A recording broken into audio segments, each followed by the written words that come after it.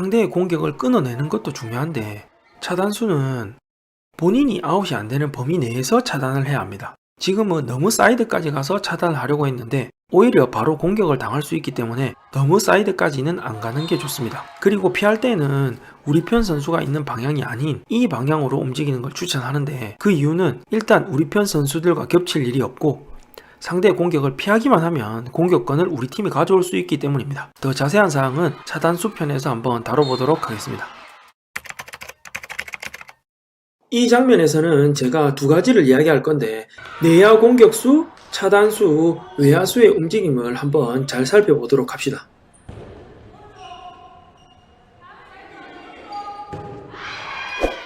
지금 보면 내야수, 차단수, 외야수가 일직선입니다. 이렇게 되면 공을 차단당할 수 있기 때문에 외야수는 무조건 움직여서 차단수를 따돌려야 됩니다. 그러면 지금 외야수는 1번과 2번 중 몇 번 쪽으로 가서 차단수를 따돌려야 할까요? 저는 1번 사이드 쪽으로 이동을 해서 차단수를 따돌려야 한다고 생각합니다. 왜냐하면 차단수가 사이드 끝까지 가서 공을 차단하는 건 본인이 아웃될 위험 부담이 너무 크기 때문에 보통 사이드 끝까지 차단수가 잘 안 오기 때문이죠. 그러니까 지금처럼 외야수는 사이드 쪽으로 가는 척을 하거나 사이드 쪽으로 가서 차단수를 따돌리고 차단수는 외야수가 가는 반대 방향으로 피한 후에 다음 기회를 노리는 게 현명하다고 할 수 있습니다. 지금은 딱 잡을 준비를 하고 있는 상대 선수의 정면으로 공격을 했습니다. 이럴 때는 사실 외야수가 조금 옆으로 한두 발 정도 움직여서 공격수가 수비수 정면이 아닌 약간 옆쪽을 공격하도록 유도하는 것이 중요한데 제가 가만히 서 있어가지고 아마 공격수가 그대로 공격을 한 것 같습니다. 이럴 때는 외야수가 살짝 이동해서 공격 방향을 잡아주도록. 첫 장면에서 차단수는 한 번 뒤를 본 뒤 앞만 보고 있어서 바로 좋은 패스를 허용했고 그 결과 우리 편이 아웃되었습니다. 하지만 두 번째 장면은 차단수가 뒤를 돌아보면서 계속 외야수를 따라가서 결국 외야수가 실수를 하게 만들었습니다. 부지런히 따라다니면 외야수의 실수를 유발할 수 있으니 차단수는 뒤를 계속 보면서 부지런히 움직여야겠습니다.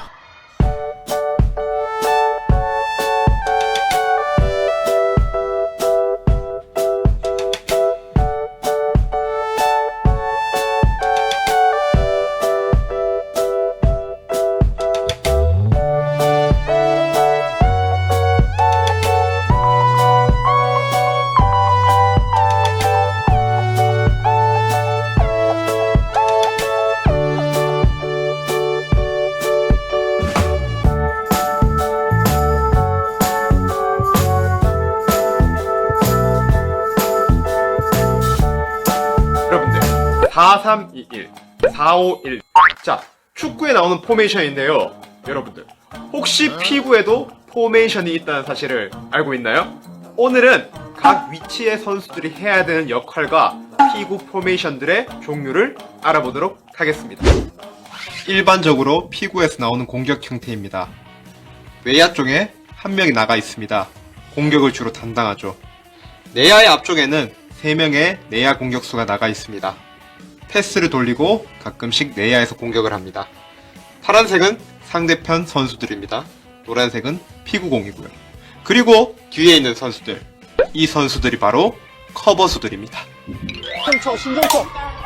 자. 확실하지 않으면 하나 잡아냈습니다. 한 명 잡아냈습니다. 신종초는 패스보다는 지금 점프하는 거 안 됩니다. 점프하면 안 돼요. 외야수의 공은 정말 빠릅니다. 그런 외야수가 공격을 하면 더 빠릅니다. 이 공격이 실패하고 내야의 공격수들이 공을 받아주지 못하면 공은 뒤로 새게 됩니다. 이런 공을 커버해주는 것이 커버수들입니다. 그러니 모든 피구 선수들은 공격에 참여를 하든 안 하든 집중을 해야 합니다. 커버수는 공을 든 외야수의 움직임에 따라서 반대편으로 움직여 주어야 합니다. 공이 높게 오면 공이 셀 것을 대비해서 점프를 하고요. 공이 낮게 오면 좀 더 자세를 낮춰줍니다. 자, 여기서 여러가지 피구의 포메이션이 나오는데요. 커버 수들을 어떻게 세우느냐에 따라서 일자형과 V자형 포메이션으로 나누어집니다. 먼저 앞에 공격이 뛰어난 선수들을 3명 배치합니다. 그리고 이 4.5m 라인 뒤에 선수들을 일렬로 세웁니다. 그리고 양 사이드의 선수들을 2걸음 앞으로 전진 배치합니다. 또 그 옆에 선수는 1걸음 정도 전진 배치합니다. 자, 이렇게 사이드에 있는 선수들을 전진 배치하는 이유는요. 외야수가 사이드로 이동했을 때 좀 더 빠르게 사이드로 가서 빠른 공을 커버해주기 위함입니다. 앞에 공격수 3명을 세웁니다. 그리고 나머지 선수들을 V자 모양으로 세워줍니다. 이미 외야수가 사이드로 이동해서 공격할 때를 대비한 커버가 완성되어 있습니다. 사이드 공격에서 커버 효율이 매우 좋습니다. 먼저 일자형 포메이션의 특징, 장단점을 알아보도록 하겠습니다. 공격수와 커버수의 간격이 넓습니다.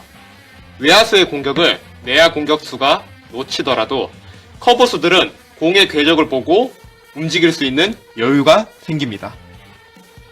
일자 형태의 사이드 선수들만 뒤로 빠져주면 바로 수비 형태가 됩니다. 공격과 수비가 자주 바뀌는 피구에서 공수 전환이 좀 더 편하고 간결해집니다. 대신 이 커버수들이 뚫리게 되면 공을 잡을 수 있는 방법이 없습니다. 그리고 커버수들 간의 간격이 좁기 때문에 애매하게 오는 공을 서로 미루다가 공이 나갈 수 있는 실수가 발생합니다.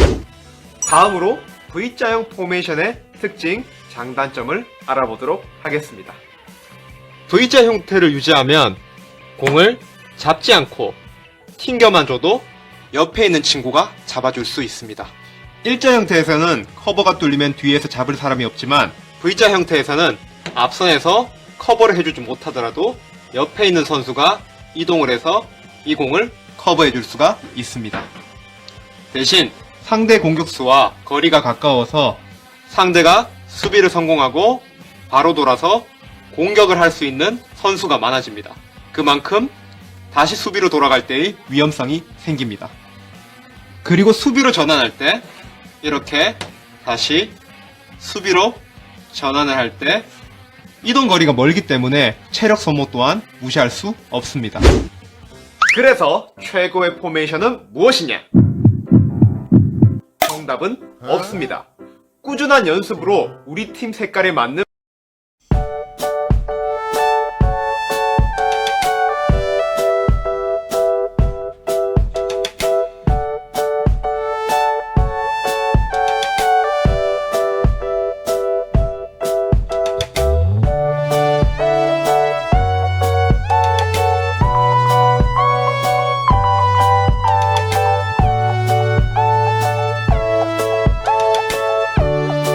사이드 플러스 사이드 공격. 시도 횟수 62회, 선호도 8%. 사이드 패스를 여러 번 사용하는 전술로 사이드로 공을 보내 수비 라인을 무너뜨린 상황에서 한 번 더 내야로 패스한 후 공격을 하는 전술로 수비진을 힘들게 한 후 공격하는 스타일입니다.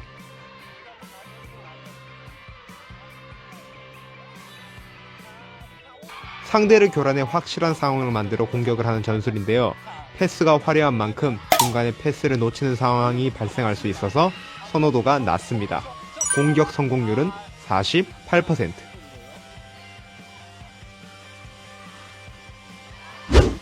실제에서 많이 쓰는 공격 전술 4위. 묶어넣고 공격하기. 시도 횟수 81회, 선호도 11%. 바운드 패스 기억하시나요?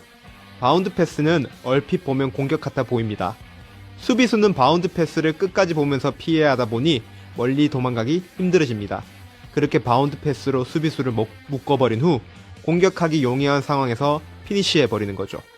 다만 바운드 패스는 수비에게 시야가 가리기 때문에 패스를 받는 사람 입장에서도 패스를 끊김없이 연결하기가 힘듭니다. 그리고 자칫 땅볼 후에 수비에게 걸리면 공격권이 넘어갈 수 있기 때문에 선수들도 부담감에 사용을 많이 하지 않는 경향이 있네요. 하지만 공격 성공률은 어마어마합니다. 무려 60%의 공격 성공률을 보여줍니다.